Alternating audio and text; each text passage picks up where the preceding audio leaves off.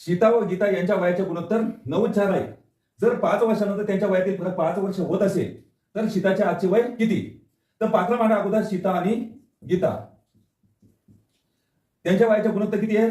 9:4. म्हणजे सीताचे वय 9x समजायचं आणि गीताचे वय 4x समजायचं आहे. जर 5 वर्षानंतर त्यांच्या वयाचा फरक किती आहे? 5 वर्ष आहे. इथं 5 वर्ष लिहायचं आहे. तर म्हणजे ही गोष्ट जन्माला आल्यानंतर जन्माच्या अगोदरची नाही.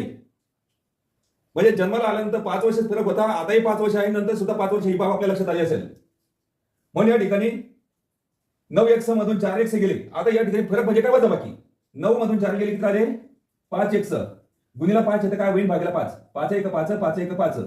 आता इथे x चं नाव 1 आले. म्हणून या ठिकाणी काय करायचंय? 9x म्हणजे काय? 9 गुणिला x. आणि 9x म्हणजे काय? 9 गुणिला x. आणि 9x चं नाव 1 म्हणून 9 गुणिला 1 म्हणजे 9 1 9. म्हणून सीताचे आजचे वय 9